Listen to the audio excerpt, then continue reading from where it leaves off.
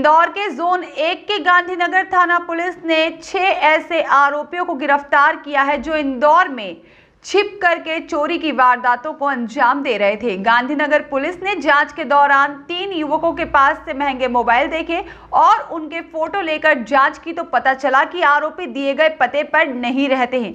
जब युवकों की तलाश की गई तो वे एक झोपड़ी नुमा घर में मिले, जहां से उन्हें गिरफ्तार किया गया। डीसीपी आदित्य मिश्रा ने बताया है कि कुछ समय पहले गांधीनगर इलाके में पुलिस चेकिंग के दौरान एक संदिग्ध व्यक्ति के पास आईफोन मिला, जो कि बिल्कुल नया था, जिसकी कीमत लगभग 1.5 लाख रुपए थी। सिपाही को यह संदेह हुआ कि संदिग्ध व्यक्ति के पास इतना महंगा मोबाइल कैसे हो सकता है। जब आरोपी से पूछताछ की गई तो उसने कई खुलासे किए। पुलिस ने संदिग्ध आरोपी की निशानदेही पर छापामार कार्रवाई कर आरोपियों को पकड़ा। डीसीपी ने बताया है कि पुलिस ने जब युवकों को हिरासत में लिया तो शहर की मोबाइल और इलेक्ट्रॉनिक्स दुकानों की बड़ी चोरी का खुलासा हुआ। पुलिस ने 6 युवकों से 60 से ज्यादा मोबाइल और गैजेट्स बरामद किए हैं। इसमें एक बहुत बड़ी सफलता मुझे लगता है जो गांधीनगर पुलिस थाना और उनके एसीपी को मिली है। इसमें पिछले 1-1.5 महीने से ऐसी शिकायतें प्राप्त हो रही थी कि एक कोई गैंग है जो कि मोबाइल शॉप्स या इलेक्ट्रॉनिक गैजेट्स की जो शॉप है उसमें लगातार भेदन करके वहाँ से चुराती है और ऐसे गैजेट्स को चुरा के उनको फिर डिस्पोज ऑफ करती है। इसी के चलते एक दिन रात्रि गश्त के समय कुछ ऐसे नवयुवक मिले जो कि वहाँ आसपास के रहने वाले नहीं दिख रहे थे।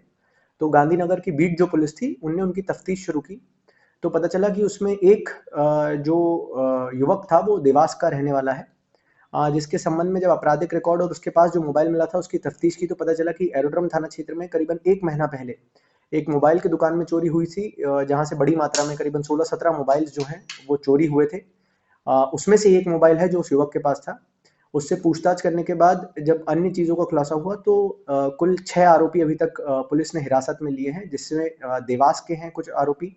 कुछ आरोपियों के लिए पुलिस की टीम को सिमरोल, बांगड़दा, अन्य क्षेत्रों में भी लगाया गया था, जहां से 6 आरोपियों को पकड़ा है और इनके पास से करीबन 60 से ज़्यादा मोबाइल फ़ोन्स जो हैं, जिसमें कई ब्रांड न्यू मोबाइल फ़ोन्स हैं, कुछ ऐसे मोबाइल फ़ोन्स हैं जो यूज्ड हैं मोबाइल फ़ोन्स, साथ-साथ इलेक्ट्रॉनिक गैजेट्स जैसे कि एक्सपेंसिव ईयरफ़ोन्स, ईयरबड्स और अदर जो इलेक्ट्रॉनिक गैजेट्स हैं वो भी मिले हैं। कुछ लैपटॉप्स के मदरबोर्ड्स, पीसीज़ इत्यादि चीज़ें भी पुलिस को बरामद हुई हैं।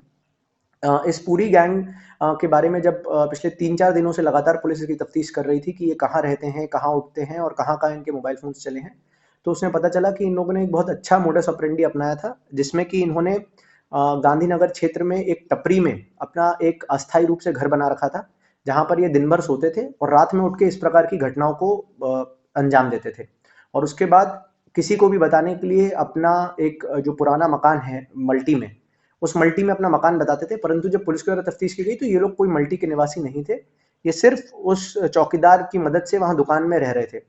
इसमें जो चौकीदार है जिसकी टपरी थी उसके वो भी संदेह के घेरे में है, क्योंकि उसने कई लोगों को इनके बारे में बताया था कि मेरे रिश्तेदार हैं दूर से और मजदूरी और काम करने के लिए आए हुए हैं।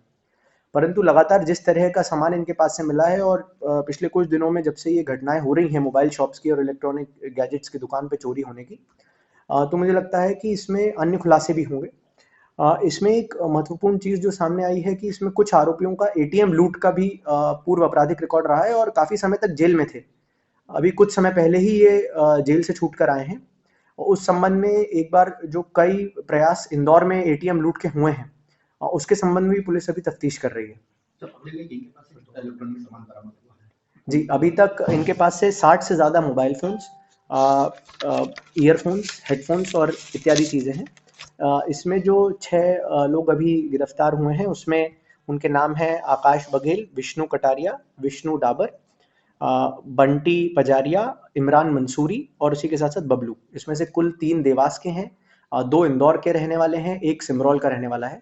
इनका एक आरोपी और है जो फरार है अभी, जो कि उज्जैन के पास का रहने वाला है, उसके संबंध में भी तफ्तीश करी जा रही है। सर, किसी गैंग से कनेक्शन सामने आया है? जैसे कि देवास के रहने वाले हैं तो कंजर के ग्रोह ज़्यादा सक्रिय रहता है उस क्षेत्र में, तो क्या कुछ कनेक्शन सामने आया है? अभी तक सक्रिय रूप से ये लोग अगर कंजर गैंग्स में पहले शामिल रहे हैं कि नहीं ये तो नहीं बताया जा सकता, परंतु ये ज़रूर है कि जिस तरह की मोडस थी, जिस तरीके से जो सीसीटीवी फुटेज में दिख रहा है, जिस तरीके से इन्होंने दुकानों के ताले तोड़े हैं, काफ़ी प्रोफेशनल अप्रोच है। तो मुझे लगता है कि इनके पुराने फ़ोन्स जब मिलेंगे, उनमें किन-किन फ़ोन्स का इस्तेमाल हुआ है तो ज़्यादा पिक्चर क्लियर होगी।